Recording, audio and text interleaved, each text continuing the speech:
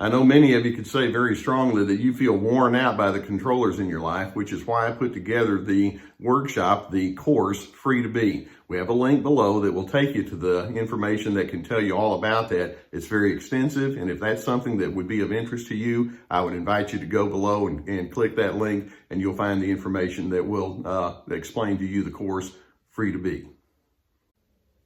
You certainly don't need me to tell you that narcissists can be very difficult to live with. Part of the reason that you're watching a video such as this is you've already experienced that. These people have such a high need for control and dominance and superiority, and they're disinterested in knowing who you are.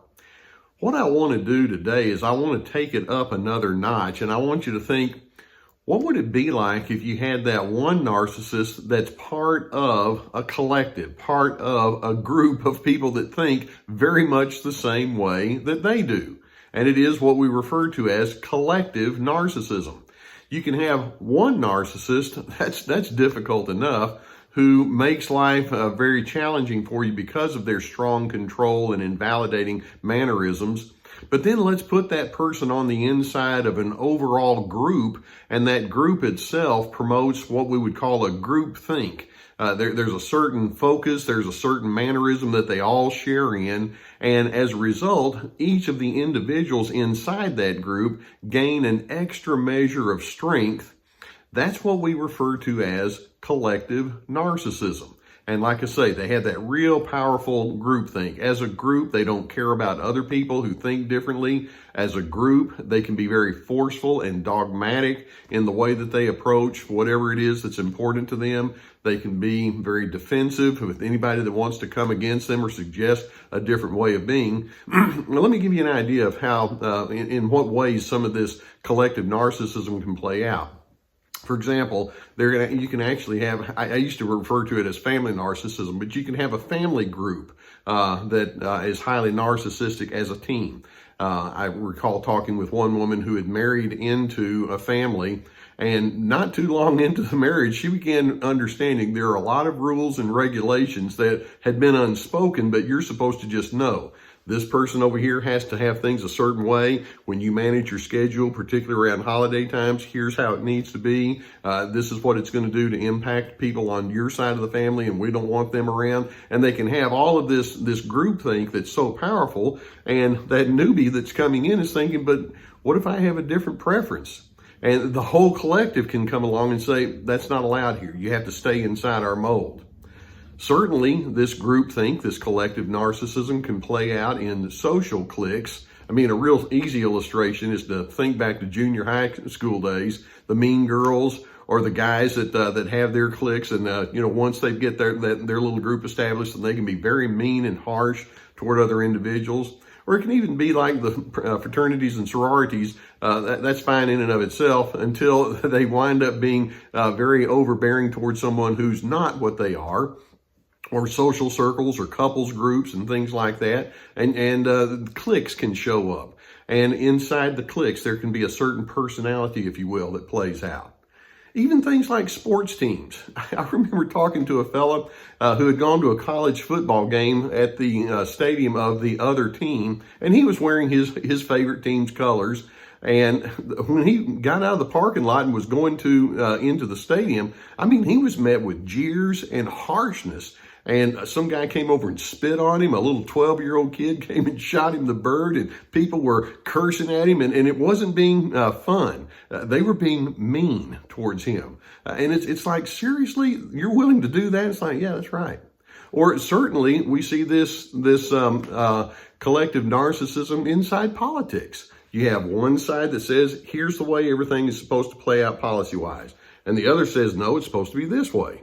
Well, I'm kind of one of these that says, there usually are intelligent people on both sides. Why don't we put our heads together and think? It's like, no, we don't compromise. And in this day and age, that's very common. And it doesn't really matter what country you're in, sad to say.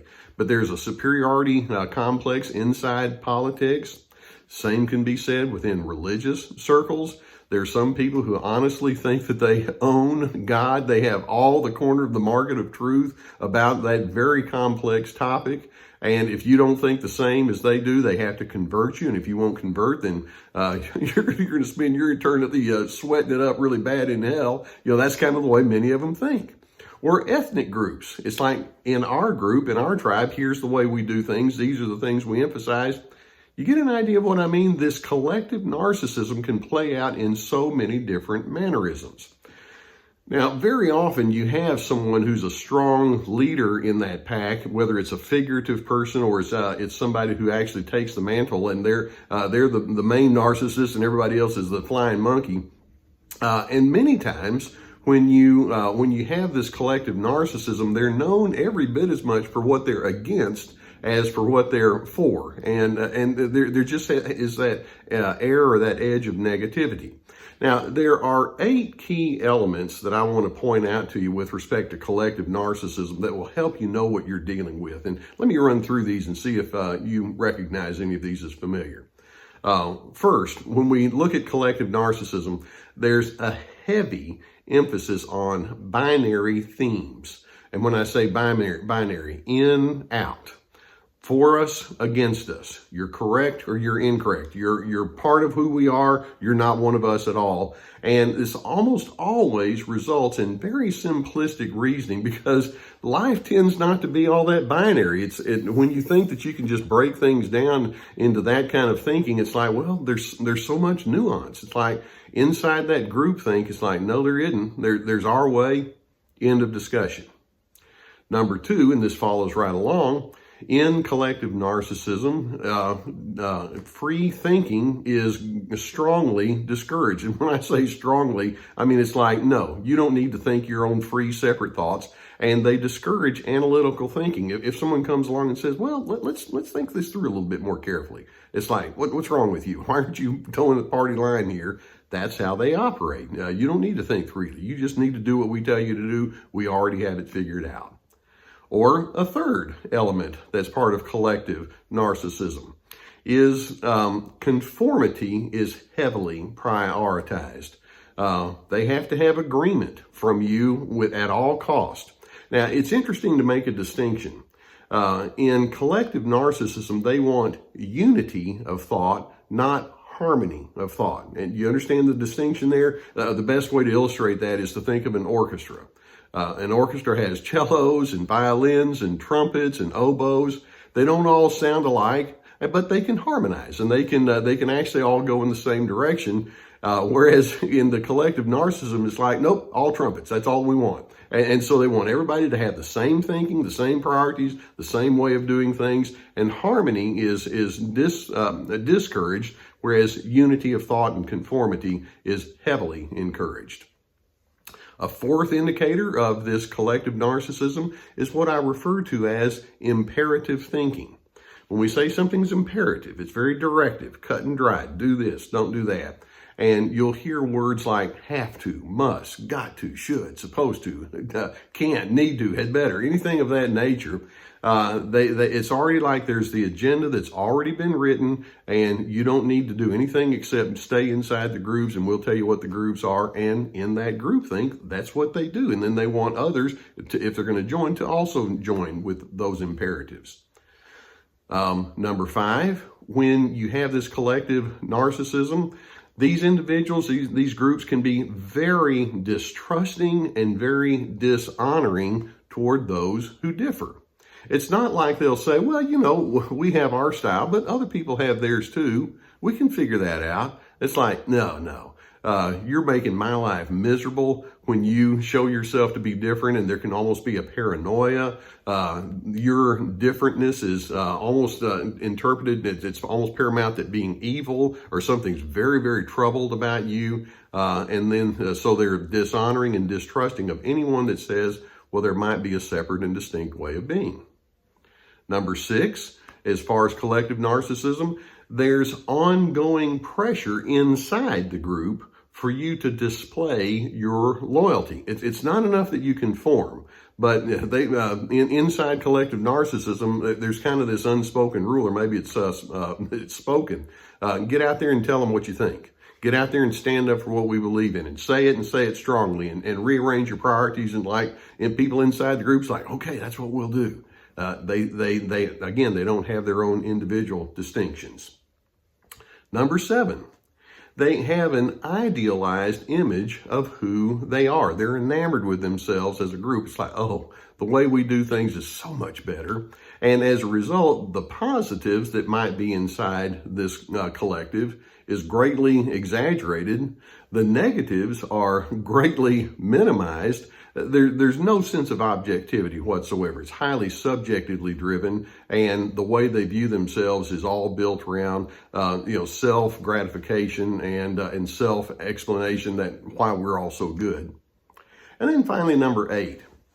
With collective narcissism, anger is only one wrong opinion away. It doesn't take much to stir these people up with anger. It's like, how dare you come against us? And so you're going to find yourself being in easy conflict. They can be very aggressive. They can be very pushy. And again, we're going to say that one at a time might think differently, but when the collective is there, then you get the fury of the entire group.